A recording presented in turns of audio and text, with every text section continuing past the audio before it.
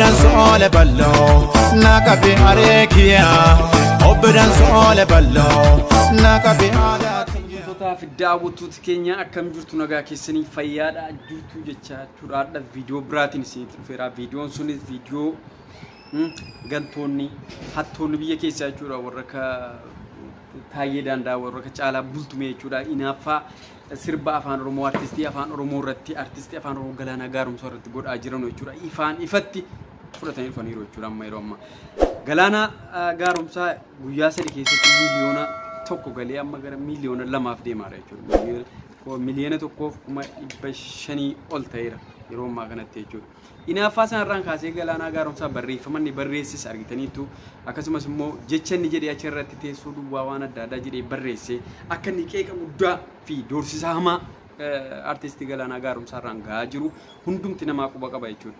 Sanumarraan ka'ee jechuudha amma immoo artistoonni warri kanaan dura jechuudha nuti Oromoodhaaf duuna Oromoof boollina Oromoodhaaf akkas taane baddaa keessa rooraa turan jechuudha warra akka Caalaa Bultumee jechuudha.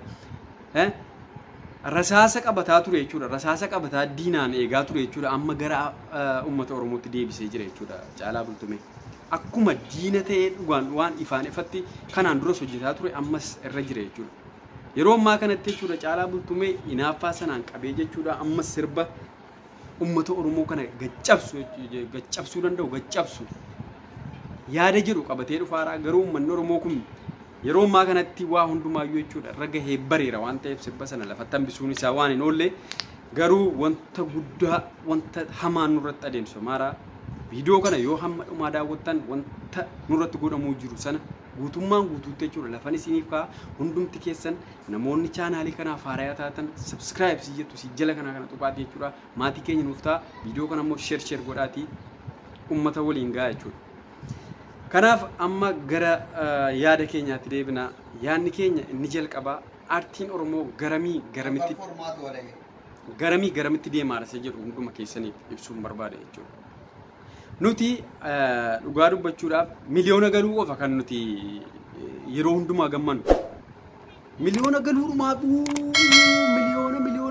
miliyoona galeera guyyaa lama keessa miliyoona galee guyyaa sadii keessa miliyoona galeera sanuma qofitti bakka qabsoon keenya inni guddaan inni jabaan inni guddaan fuulduratti waan nu deemsu fakkaatu miliyoona galuu hawwuu keenya jechuudha miliyoona galuudha miliyoona gallaan qabxee jedhamee taa'ama jechuudha akka nama miliyoona 5 miliyoona 10 miliyoona 20 maal miliyoona 375 kan guyyaa lama keessa laalame kan riikardii addunyaa kanaa qabatee jiru jiraam sirbii Kooriyaa dheengadda dhiyeenya bahe jechuudha.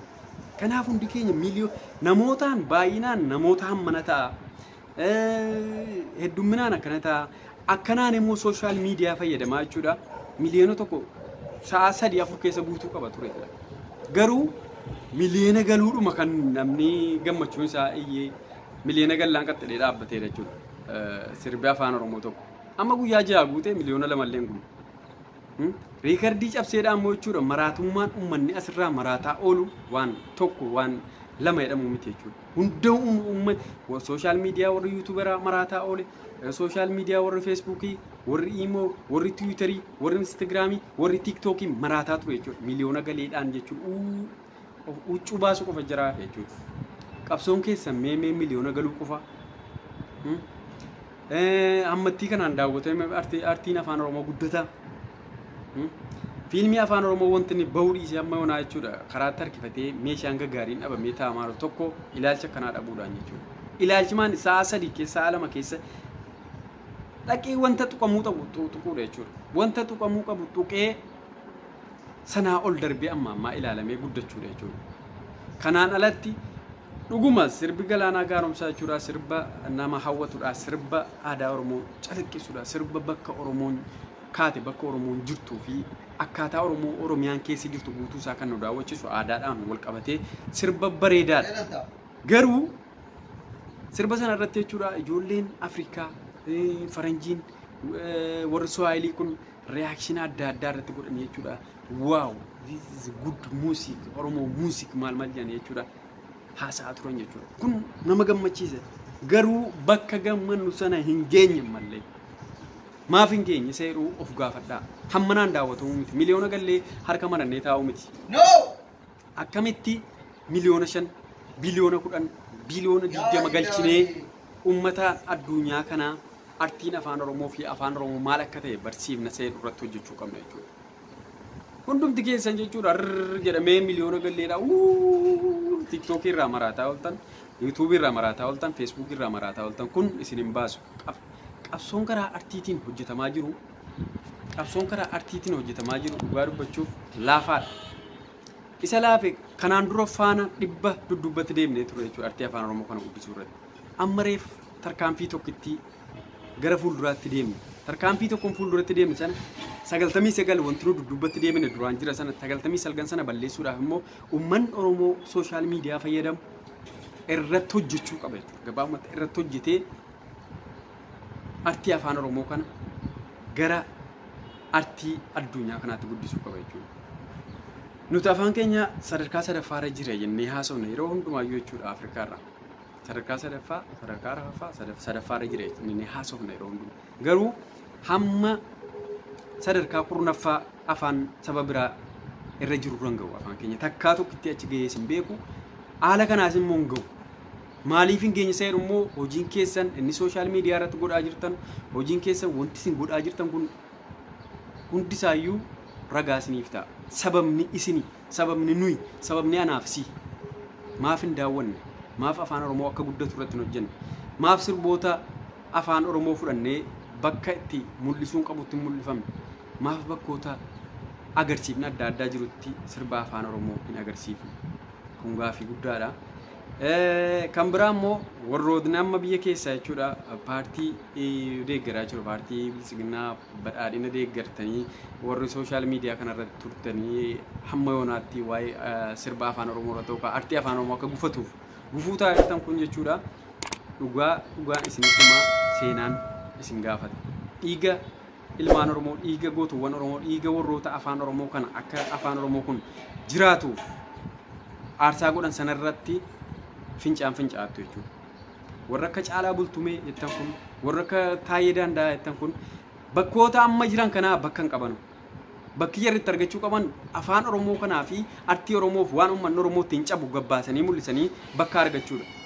Bakka argachuun immoo bakka kanatti jechuudha uummata oromoo gad dhiibanii bakka argachuun siif yookaan waan guyyaa hadhaatii ittiin bultuudhaaf jireenya siifa ta'u malee boriif garuu jireenya hamaa fi seenaa fokkataa galmeessitee akka barreetu akka dabarfattuu fi akka dhiiga ilmaan oromoo irra hejjettee dabarfataa turte kan hojjetaa jirtu jechuudha. Kanaaf bakki warroonni bakka akkasii godhaa jirtan warroonni warra kanaatti dhiyaatan illee yoo jiraatan warra akka Taayyeen silaan dhaga'u duudaadha.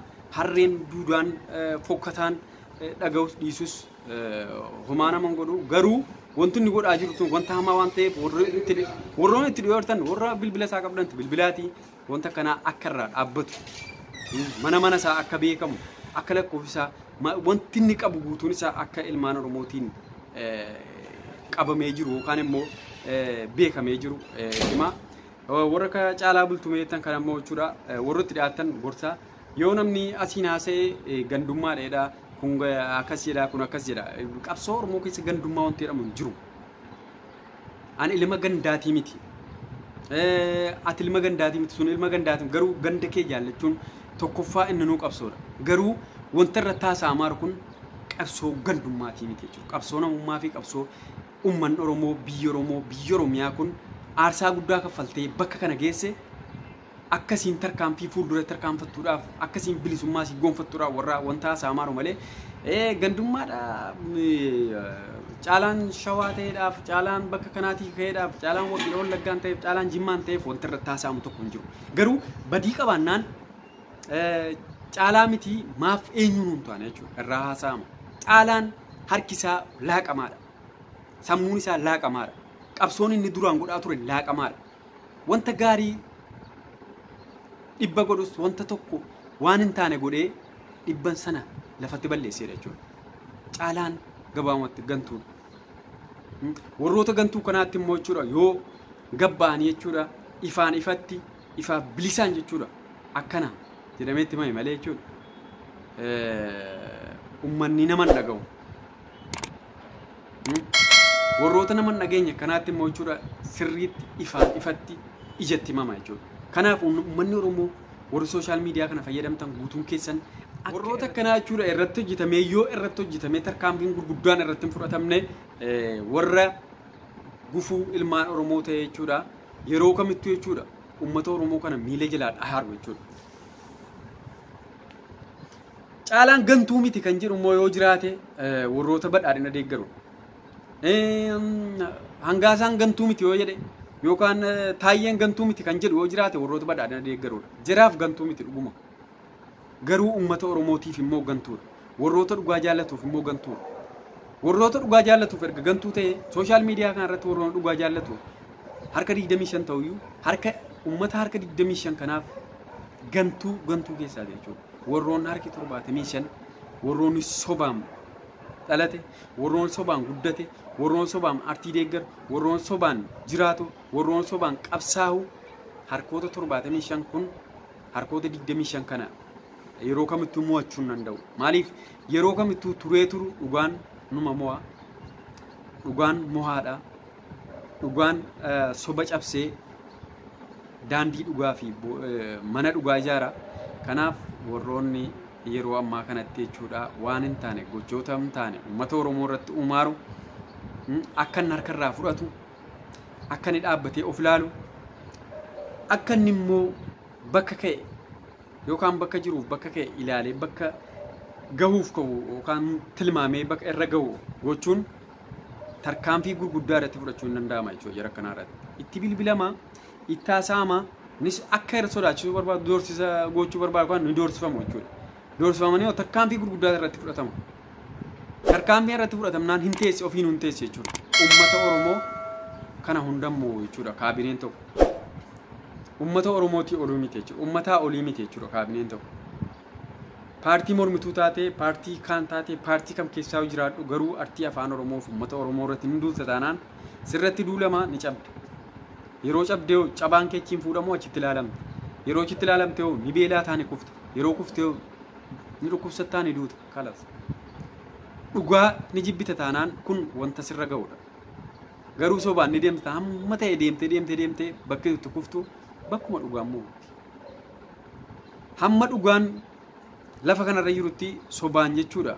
Uummata kana doorsisanii, uummata kana bulchuun, uummata kana naafisuun, uummata kana qabsoo isaa kutuun, addaan kutuun waan hin danda'amnedha. Hayyoota mana hidhaatti tartee, beektota mana hidhaatti tartee, qabsaa'ota mana hidhaatti tartee garuu hamma dhugaan lafa kanarra jirutti dhugaa uummata kana awwaalte jechuudha. Yeroo kamittuyyuu jechuudha aara galfiin hin jiru jechuudha. Uummanni kun hin deebi'u. Uummatni kun afaan qabatee hin deebi'u.